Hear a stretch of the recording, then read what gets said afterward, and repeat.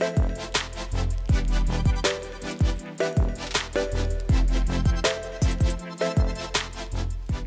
everyone. I'm super happy that I was invited to talk today at DevCon.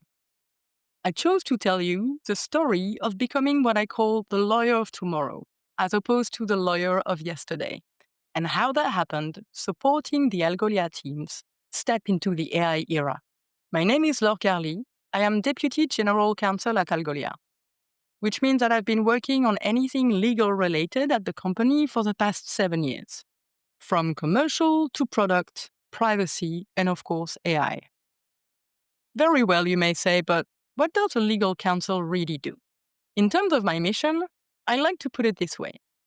My role is to prevent value destruction in the company. In the SaaS industry, the value of a company mainly lies in two things. First, the company's product and IP. And the second one is the company's ability to distribute a product on the market, which ultimately materializes when signing deals with customers. Let me take you through two of my most important journeys recently at Algolia. The first one was about putting an LLM on the Hugging Face platform. And the second one was about guiding engineers through, let's say, the challenges of coding copilots and other vibe coding tools. For this first story, I will assume that we're all familiar with the notion of a large language model, or an LLM, and that we all know that Hugging Face is used for LLM publication, the same way GitHub is used for software and projects publication. Before we dive into the LLM topic in itself, I would like to offer a reminder of the different options that a company has to distribute a software on a market. We call this licensing models. The most popular licensing model is probably open source, where the code is public and free. When a company goes open source, they generate revenue out of associated services like support or consultancy. At the other end of the spectrum, you have companies who decide to go full proprietary, where the code is confidential, fully owned. These companies generate revenue from licensing fees when customers use the software. In between these two options, you have a whole variety of what I call dual licenses, where parts of the code are free and some others are enterprise gated, meaning reserved for enterprise customers who pay a fee. When it comes to Algolia search engine, both the keyword and the neural search engines, we decided to go full proprietary since the beginning, until one day. And that day is when our AI teams came to me with a specific request. They're like, we'd like to put our vector embedding model on Hugging Face. Is that okay? And as much as I tried to show enthusiasm here, I'm not going to lie to you, that generated a slight sense of panic with me. I instantly thought, what about our IP in the LLM? What about competitive advantage? Because there's a lot of R&D that goes into developing these models. And what about any trade secrets that may be in the models? And before anything, why is it so important to the teams that we share the model? Well, their answers were super interesting. They told me, Laure, it's all about flexing. It's all about being able to demonstrate the performance of your LLM and to compare it with competitors. That was my first learning here. While it makes little sense to benchmark classic software algorithms, in the era of LLMs, there is inherent value in being able to flex via a benchmark. So now that I know, I cannot unknow it. If the business wants it, I have to find a way and support them. So I decided to take myself back to school to understand what an LLM is really made of. As much as an algorithm is made of code and follows what we call a deterministic logic, if A then B, if B then C, an LLM is made entirely different. An LLM is made of parameters, weights, a little bit of code, fair enough, but it mostly follows a logic of the most likely output to occur based on a given context and a given training. This logic is called probabilistic because of the likelihood and the probability rationale that it relies on. Let's dig into the LLM secret sauce for a second. An LLM is built with a specific architecture. The weights are a result of observing and learning from training data. In other words, the value of an LLM lies in both its components, but also in the data that it was trained on. It's like a student, if you wish.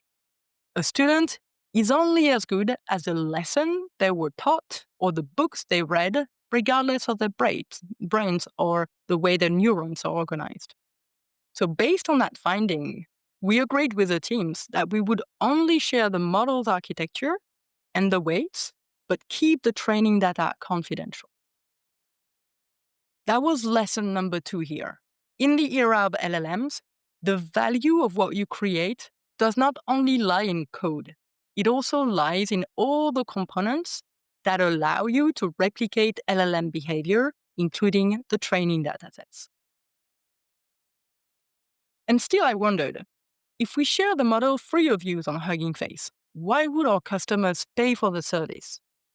Again, to understand, I decided to take myself back to the fundamentals of our technology.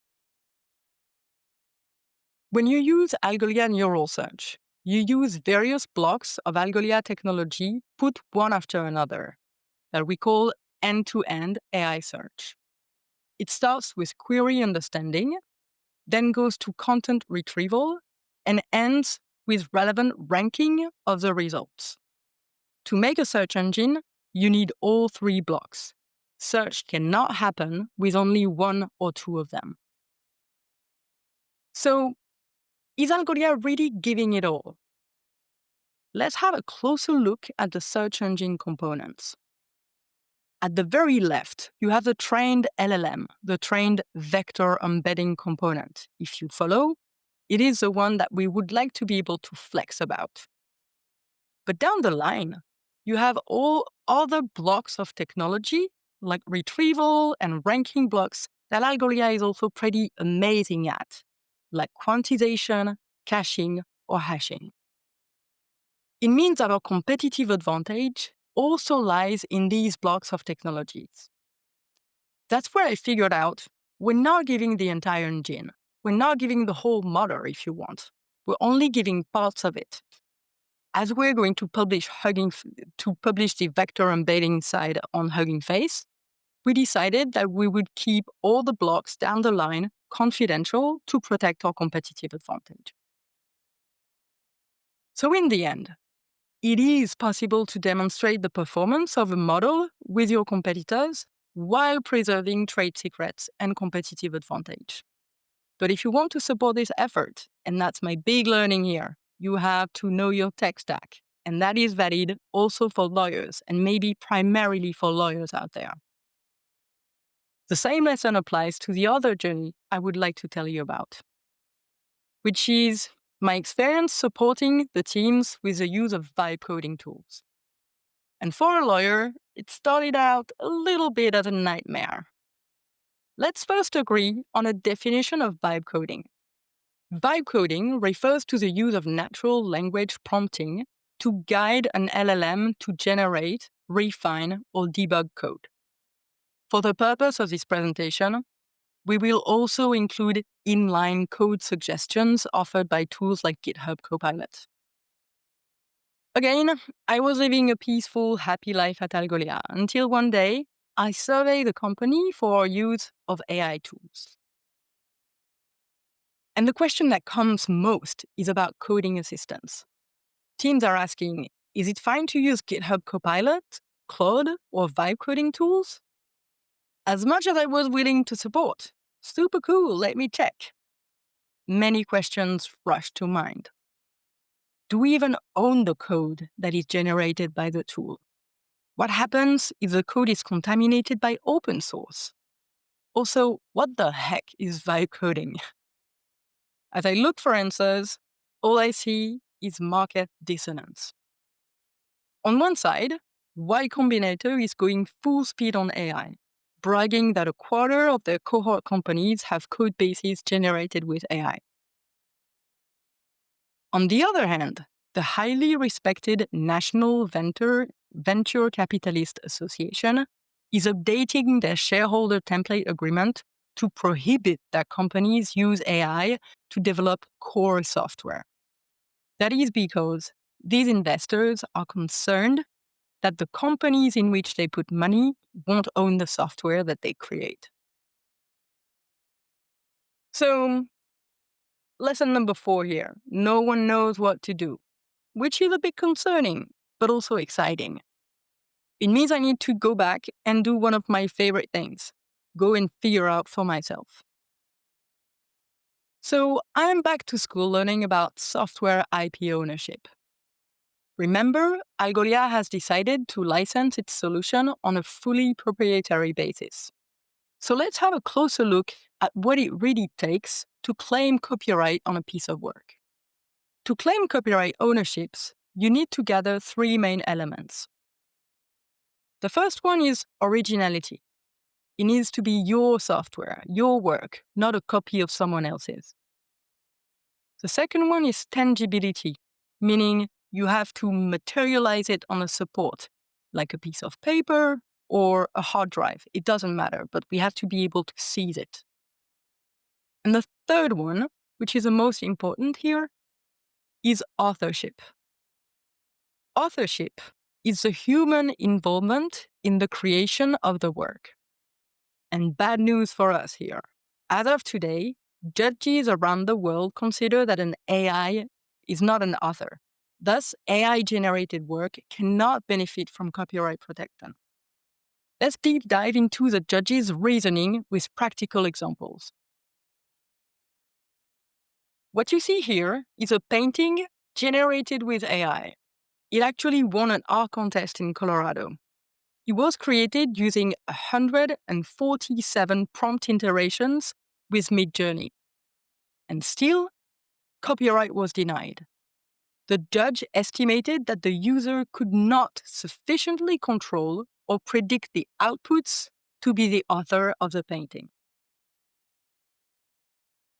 And to know where it's headed at a global level, I find it useful to refer to the 2025 report by the US Copyright Office, stating that AI-generated content may be eligible for copyright only if the human input in the creative process is significant.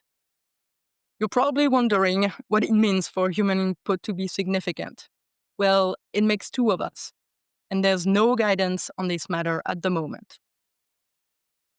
But we can still learn one thing here. If you don't have control on the creation process, then you don't have ownership. Let's take this one step further with the landmark case of a comic book.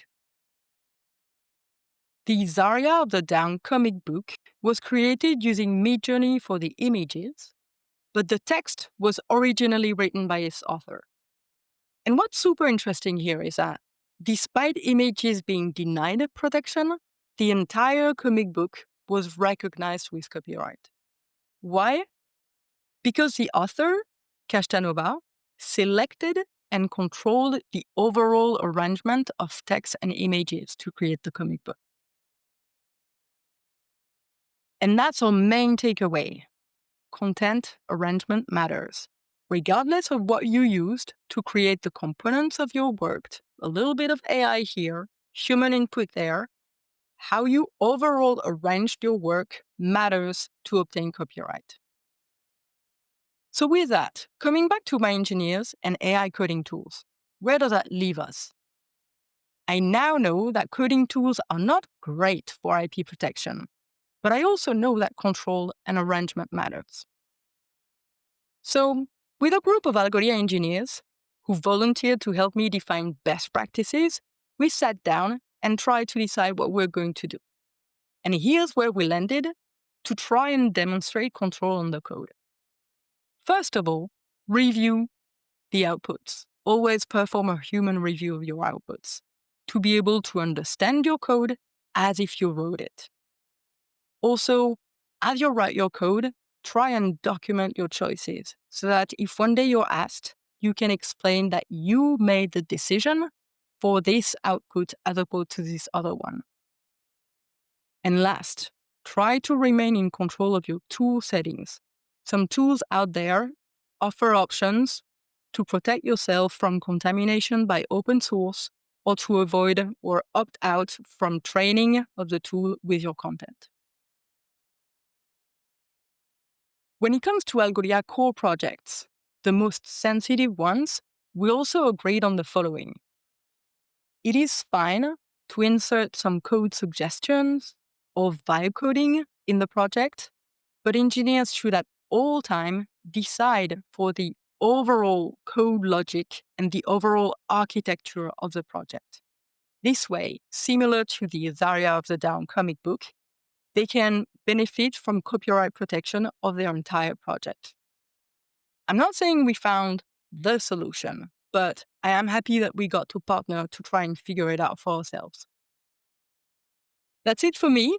And what I love most about this journey is that I wasn't alone traveling it. As long as I was humble to recognize that I didn't have all of the answers to the challenges, I found Algolia engineers and product people every step of the way who really cared, who were eager to share their knowledge and to learn with me. And together, we're able to figure out solutions that made everyone happy in their mission. Thank you so much for listening to me. I hope you enjoyed the presentation as much as I enjoyed giving it, and I will stick around to answer any of your questions.